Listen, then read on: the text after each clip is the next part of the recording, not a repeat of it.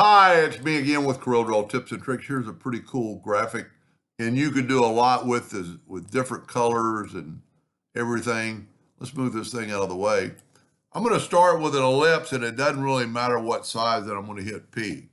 Then I'm going to get the polygon tool set on four-sided, and I'm not going to hold down the control button. I'm just going to make it like right there. But I'm going to make it something equal, so I'm going to make it 2 inches wide. And I'm going to hit P. That might be a little bit big. Let's make it 1.5.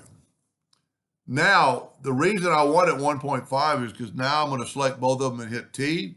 I'm going to change my nudge factor to 1.5, and that's going to put it right on top of the circle, which is not that big a deal because we're not going to do anything with that circle. We're going to delete it. I'm going to draw a line to the center. Draw a line to the center, draw a line to the center. Really, the only reason you'd want to do that is we want to make sure we can rotate it without it being too big. Now I'm going to get the Smart Fill tool, and I did that one in gray. I'm going to do this one in the blues. And I'm going to take that center one, and I'm going to get the Interactive Fill tool, which is, when I'm working by myself, I use the hotkey G for the Smart Fill tool. So I can just hit G again, and I'm going to make it a little bit blacker, kind of get it in the middle.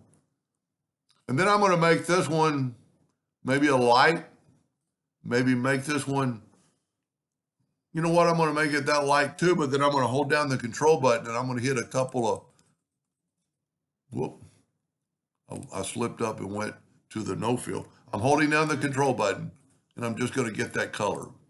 Now, because we're working in the center of the page, I can group it. I can Control D, alternate C, and it's going to rotate from that tip, and I'm going to rotate it 45 degrees.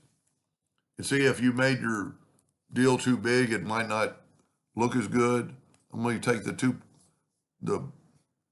if we take away the outline, the blue going into the bisque almost, this would be a really good one to clone.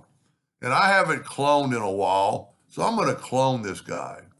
I'm going to take that one, and I don't like nudging multiple times. I'm going to like 5 inches because I still want to work in the center of the page. I'm going to delete all these, and I'm going to put that back. I'm going to take away the black for just a second, make sure it's in the center of the page. Now I'm going to break this apart. The only thing wrong with cloning something like this, it's got 3 parts. So we're going to have to clone it 3 times. So I'm going to grab the black. I'm going to go to Edit and Clone, and I'm going to move it up. I'm going to get the light blue, go to Edit and Clone and move it up. I'm going to grab that one, Edit and Clone and move it up. So this is our,